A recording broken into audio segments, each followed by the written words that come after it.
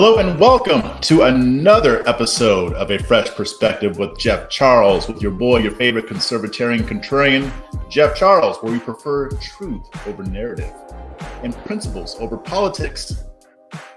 Now, I'm going to be doing this one solo. I don't have a guest today, but I've got some things on my mind, some things that I have to get off my chest, especially with this whole gun violence debate. So before I get into everything, you know what to do.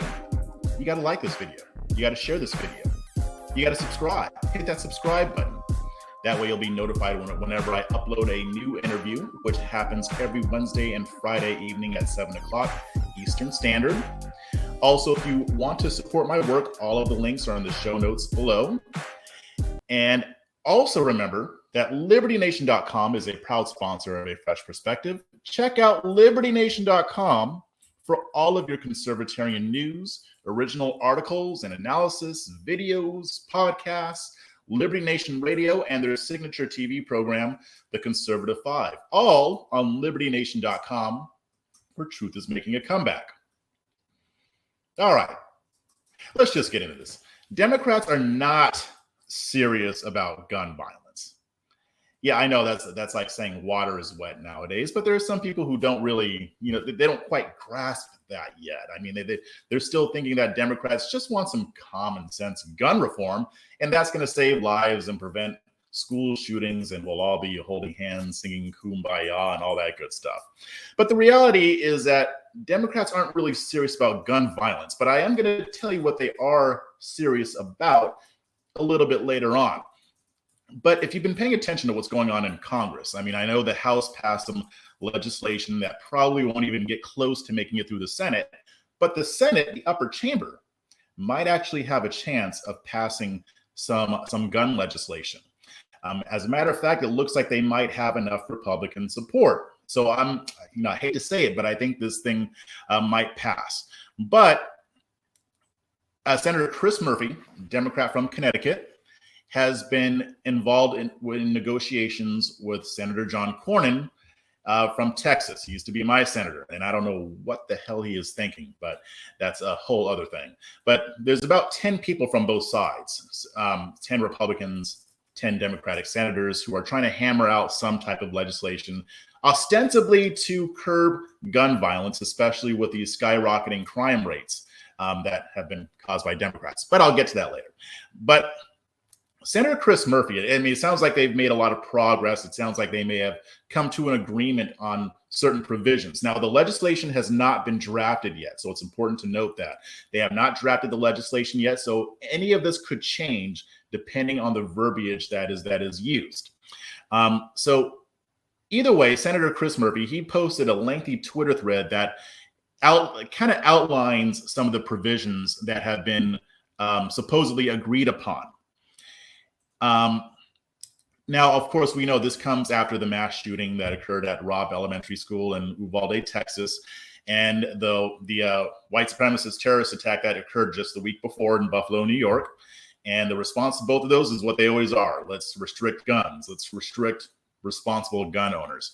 So he posted a thread that essentially includes most of what's going to be in this legislation. So this includes federal funding to help states implement red flag laws. So there isn't a federal red flag law in this proposal, but there are the providing of resources to states who want to impose red flag laws, which, by the way, about 19 states currently have red flag laws right now, and most of those were passed after the Marjorie Stoneman Douglas High School shooting in Parkland, Florida, in 2018. So just in case you're not familiar with red flag laws, basically they allow law enforcement to confiscate firearms from individuals deemed to be dangerous to themselves or to others. In a lot of cases, it's used for people who might be suicidal. Like if somebody says, I want to, I don't want to live anymore, and they have guns, some of these laws can be used to take away their weapons if a judge rules in favor of that. There's a lot of problematic issues with that. I'll cover that in another show. But that's what red flag laws are in a nutshell. This bill would also provide billions of dollars in funding for mental health and school safety. According to Murphy, this would, quote, include money for the national build out of community mental health clinics.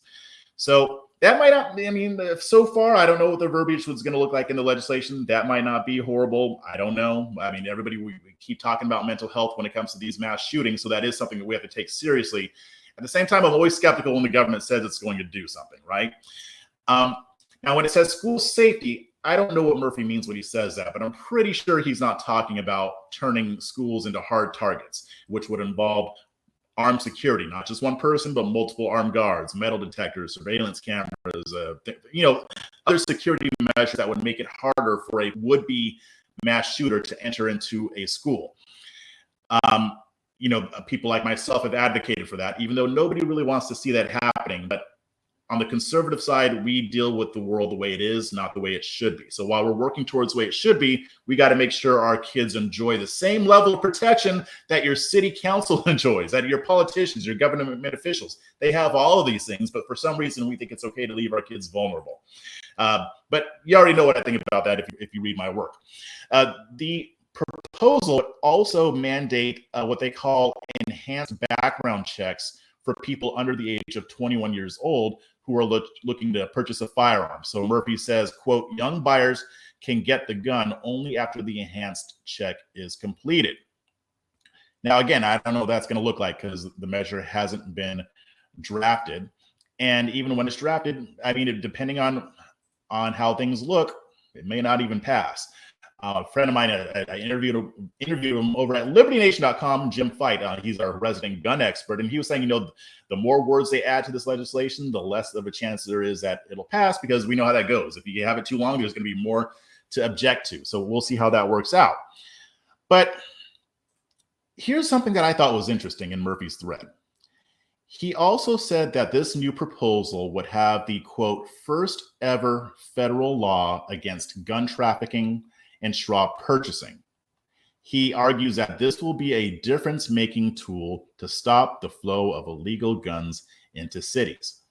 Now, that's really the crux of the matter if you know anything about gun violence in America. The vast, overwhelming majority of gun violence is committed by people using guns that they obtained illegally. And there's a variety of different ways that this happened, that they take possession of these firearms, and I'll get to that in a second. But basically what this do, it would make it more illegal to get a gun outside of the law.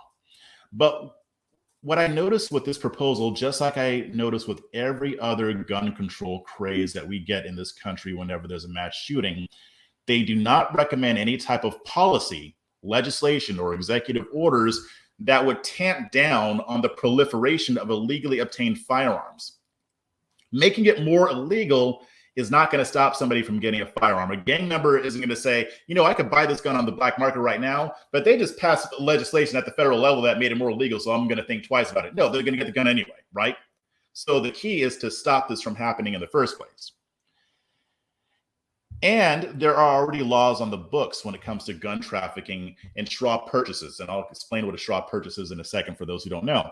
But when you look at the statistics on gun violence, like I said, most are committed by people who illegally obtain their guns. So the Justice Department in 2019, they conducted a study of inmates who were incarcerated for gun crimes. The findings, it showed that 43% of these people bought their guns on the black market. 6% stole them from homes or from vehicles. Sometimes people don't lock up their guns, or they don't have it near them, so it makes them vulnerable. 11% obtain their guns through straw purchases. So this happens if somebody who, like myself, like I'm legally allowed to purchase a firearm. If I go to a store and I legally buy a gun, and then I sell it or give it to somebody who's not allowed to own that weapon, that is a straw purchase. So this could be if I sell to somebody who has a felony on their record, or they've been deemed, or a judge has ruled that they're not mentally competent to handle a firearm. Each state has different laws regarding this, but basically it'd be me buying a gun legally for somebody who's not legally allowed to own it. Only 10% of these criminals who committed gun crimes, only 10% bought their guns legally. So we can see why the proliferation of illegal guns is an issue. We talk a lot about Chicago and how they're getting guns trafficked in through Indiana. We hear about that happening over the border. There are a lot of different ways that I just listed how people can obtain guns without going through the law. Now, if you're thinking about doing this, don't take my advice. Don't come back and say, oh, Jeff taught me how to get an illegal gun. All right, because I'm not going to take responsibility for you. God. Anyway, but that's the question, right? Where are the legislative proposals that would put some more barriers between criminals owning firearms? See, they'll pass legislation to target people like you and I, who are law-abiding and responsible, and make it harder for us to get a firearm. They don't want it. They want to ban AR-15s, but only for us, because if a criminal wants one, there are plenty of ways to get it. And they're not suggesting any policy, again, that would make it harder for them. Now, wouldn't we expect to see more of this? Like, shouldn't Senator Chris Murphy have put something in this thread that would make it harder or make it easier for the authorities to catch these people? Yes, we would, if we assume that Democrats are actually serious about stopping gun crimes. But we know that they're not. See, this is what I call feel-good legislation. And there are a lot of different types of feel-good legislation. But most gun control is designed to make us feel good without actually doing anything. It's designed to make it look like the government is doing something about the problem. Like we had these 2 mass shootings, the government, everybody's calling out for action. We need to do something about this. We need to stop this from happening. So the government pushes legislation that won't actually save lives. They won't stop mass shootings. But again, it makes us feel good. And again, there are different types of legislations of this type, like hate crime laws. Don't actually stop hate crimes, but it makes us feel good, doesn't it? So it's not going to produce any real results, at least in terms of what they say they want. But in terms of what they actually do want, yes, this legislation is going to do something. If you are the type of person who wants to ban as much gun ownership as possible, this is a step in that direction. And you can already see Democrats saying that this doesn't go far enough. But the ones who are smart, the ones who are thinking long-term, understand that this is just yet another step in the process towards their goal of disarming the public.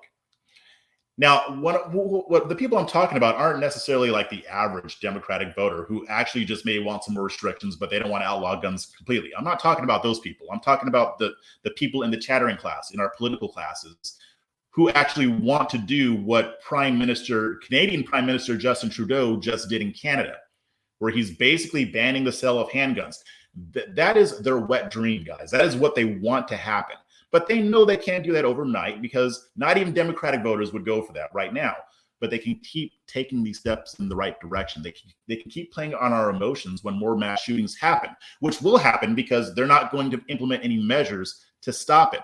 So, and I hate to even talk like this, but when the next mass shooting happens, it could be later this year, it could be next year, or whenever, after they pass this legislation, what they're going to do is say, well, we passed this legislation, well, it didn't work. Guess what? I guess it wasn't enough. I guess we need more gun laws on top of that. They'll put together another package, get enough squishy Republican types to sign on to it, and pass more gun restrictions. This won't happen tomorrow. This will be a long process. It could take a few years, but make no mistake, this is exactly what these people want to happen. And what's sad about this, now I was talking to Jim about this on our episode of Liberty Nation TV. I said there may even be some gun control or gun restrictions that people like me might be okay with, might be able to be persuaded on. Like there might be a version of red flag laws that I might be able to be persuaded on, but guess what? I'm hesitant, because since I know what they want to do, I don't really want to give in too much to them, because I know that to them, this is just another step in the process. The people who think that they're just going to have some common sense gun reform but not get rid of guns, I love you, but I think you're being a little naive. These people want to disarm the public, and they don't care about the fact that only criminals and police will own firearms. As a matter of fact, I think that that's the goal. I think that is what they're pushing towards, because if only criminals have firearms and I don't, and we don't, who are we going to depend on? That's right. We can't depend on ourselves because we don't have the means by which we can defend ourselves. We have to rely even more on the government to protect us from these brutal thugs that have guns because they don't follow the law. So we can't let them we cannot let them get away with this. You know, if you're a Republican and you're watching this, and one of your senators is one of these who is indicating that they might be on board with this legislation, you better give them a call. You better send an email. You better show up at their office. Tell them that you will vote them out. And by the way, there's at least 10 of them. There was a whole Politico article. They published an article of 10 senators that might be more, and that have signaled in the past or even recently that they might be amenable to red flag laws. I'll put the link to that article in the show notes so you can see if it's one of yours, because this is serious. So the next thing I want to talk about still has to do with gun violence, but it kind of illustrates how a lot of these far left progressive types are trying to spin the issue, right? When it comes to gun control legislation, or really a lot of the policies that they push, they have to lie to you about it. They have to gaslight you. They have to use semantics to try to deflect from what's going on. And their strategy is always, if they can't defend something, then they have to deflect from it. If they can't defend, they deflect. And that's what happened in this interview with California Governor Gavin Newsom. He was on a podcast right after the California's primaries, where District Attorney Chesa Boudin, you might know who he is, he was recalled. The San Francisco voters, voted to get rid of Chesa Boudin as district attorney because his policies were too soft on crime. He was too woke for them. He was too woke for San Francisco. Like, when you're too woke for San Francisco, you know you messed up. So Chesa Boudin is going to be out of office soon. I mean, he was basically releasing prisoners as fast as law enforcement could arrest them. There was a huge uptick in crime in San Francisco, to the point that residents had to actually hire private security to patrol their neighborhoods to make sure that their cars weren't getting broken into, that their homes and apartments weren't getting burglarized. There was a lot of violence going on. You saw all the smash and grab and the looting that was going on with stores because of their laws that go easy on the people who commit these crimes. So San Francisco already voted to get rid of members of the school board who were more concerned with the names of racist schools than they were about getting their kids back into class after the COVID-19 pandemic. Now they're doing the same thing to Chesa Boudin. And by the way, George Gascon, who is the district attorney in Los Angeles, looks like he's next. So even Californians are getting fed up with this. So this kind of sets the stage for this interview that Gavin Newsom did. And he used what has to be one of the absolute dumbest arguments about crime rates that progressives have been using to deflect from the fact that Democratic leaders are horrible at reining in crime. So during his appearance, the podcast is called The Issue Is. I've never listened to it before, but he was speaking with the host, whose name is Alex Michelson. And he was arguing that the press was overplaying the significance of San Francisco's voters ousting Chesa Boudin. And his argument was that while Democrats might bear some of the responsibility for the increase in the national crime rate, now, again, not just in one state, that we had a whole national crime rate increase over the past couple of years, largely because of the defund the police movement that resulted in fewer police officers. He's saying that the Democrats aren't responsible for that. As a matter of fact, it's really Republicans that are at fault. So I'm not even going to tell you what he said. I'm just going to play it for you because, yeah, I mean, and just to warn you, your IQ is going to drop by maybe a couple points after listening to this. But hopefully, as you continue listening to me, you'll regain those points back. I'm just going to give you that warning. It's only fair. The district attorney. But doesn't the Democrats bear some responsibility for that? I mean, you guys have been in charge there forever. Absolutely.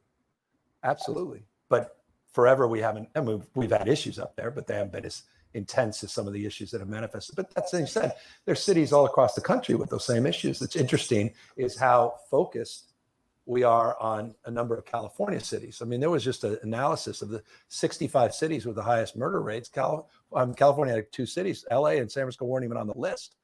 And 2/3 of the cities were in Republican states. I mean, you look at the murder rates in the United States of America, this is not to abdicate any of our responsibility here in California. We own it and we have to take responsibility for doing more better. But what's going on with the red state murder problem in America?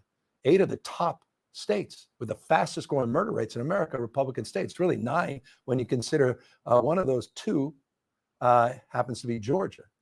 That's a fact. You look at places like Bakersfield, California.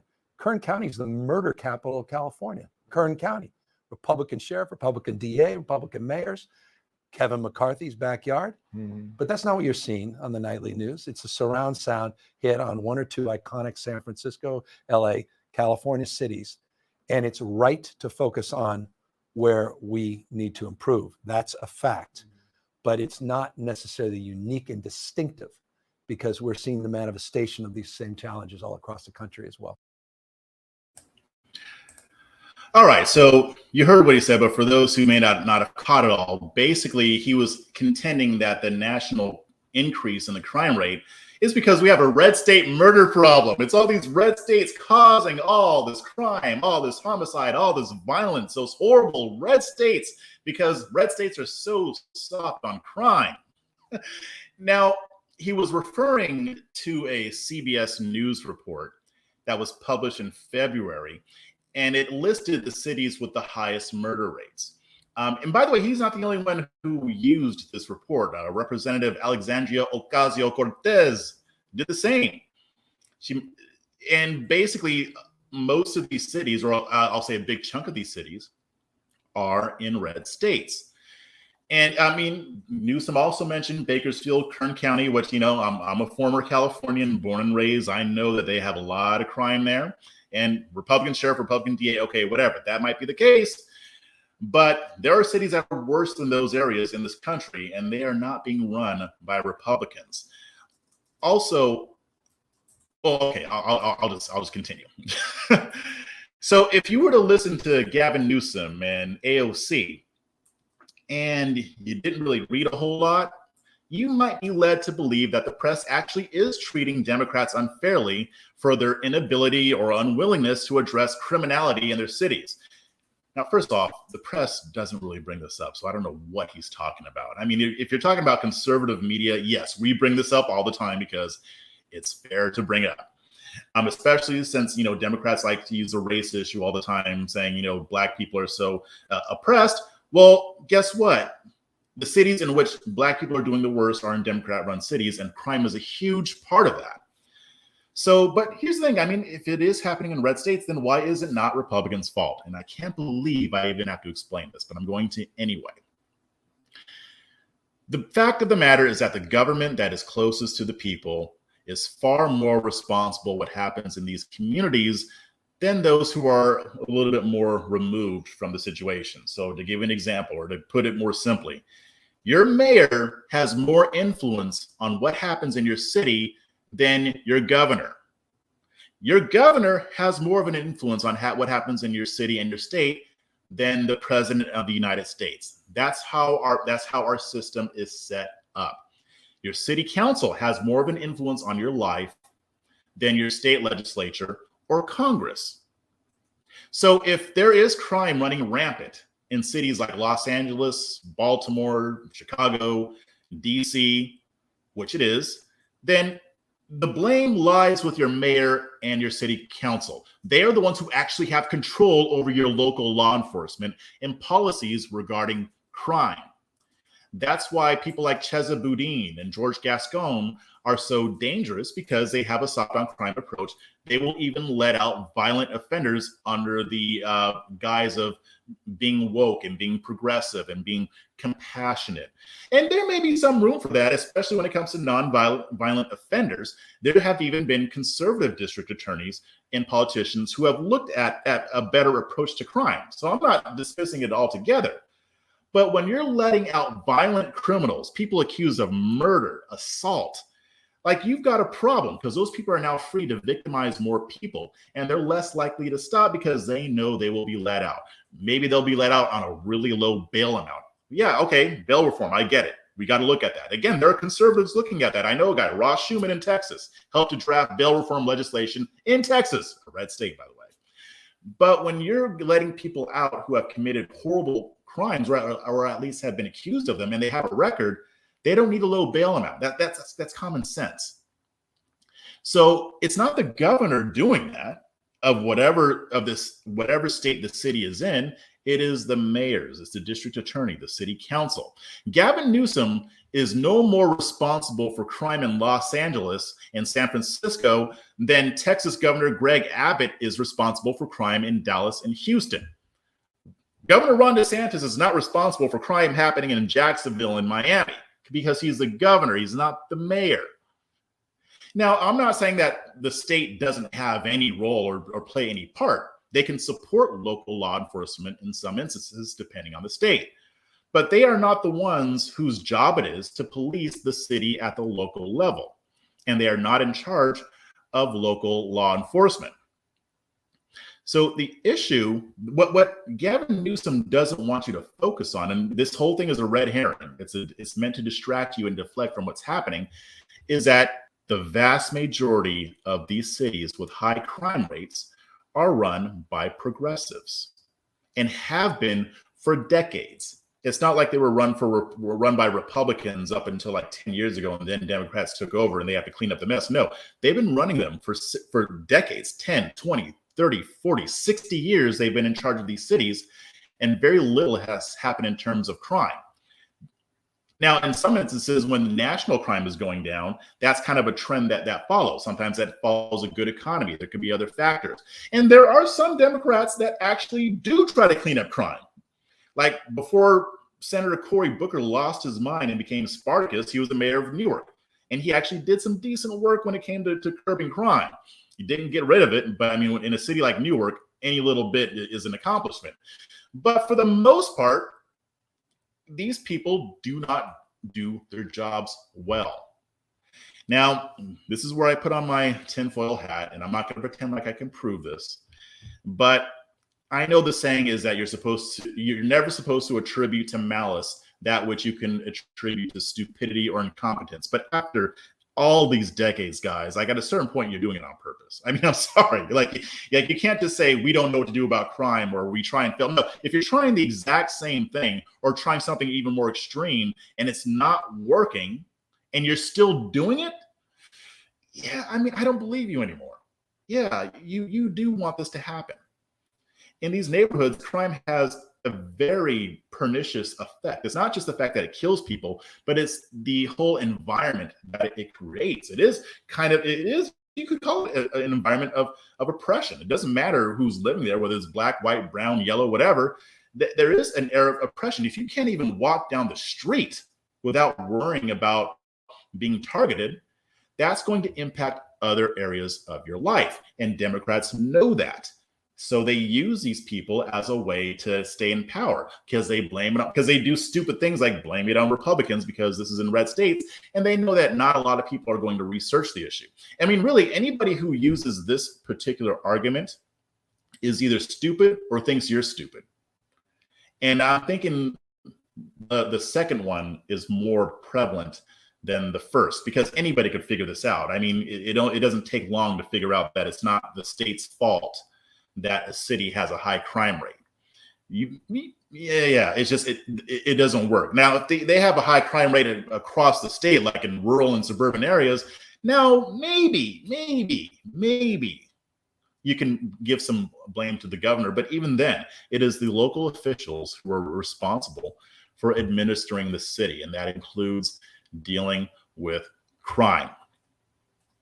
So again, the fact that they are deflecting, because again, Newsom is not the only one to use this argument. AOC isn't either. The fact that instead of addressing crime, they're trying to distract from the crap from the crap that they're doing to increase crime shows that they do not take gun violence seriously. This is not a serious issue for them. They don't really want to stop it. They are more concerned with actually protecting the people who commit these crimes than they are with the people they victimize. They are more gung-ho about making it harder for law-abiding folks to defend themselves than they are about stopping criminals from obtaining weapons that they can use to carry out their acts. I see nothing different here. I see when you look at policy, you can see it. When you look at their rhetoric, you can see it. If you don't even have to look at it through a microscope, just pay a little bit of attention and you can see what's going on here. This isn't going to change until Democrats are held accountable. Now, at the federal level, that's going to happen in November. But what about the state level? What about the local level, like what I'm talking about? This is why conservatives and Republicans need to focus at the local level, even more so than at the federal level, because they're not going to be able to make a difference if we're only focused on what gets on TV as much. I know it's not as sexy as running for Congress or looking at those races, and they are important, but these problems don't get solved until the politicians who are actually responsible for it are held accountable and are given their walking papers. So I just want to leave you with that. Thank you for watching. And do not forget to head on over to libertynation.com, a proud sponsor of A Fresh Perspective, where you can get the latest cutting-edge conservative news and analysis with none of the spin and all of the nuance. You can sign up for their daily briefing, Members Zone. You can read my stuff. You can read my colleagues' stuff. Check out new and original material on libertynation.com, where truth is making a comeback. Until next time, I don't know, stay classy.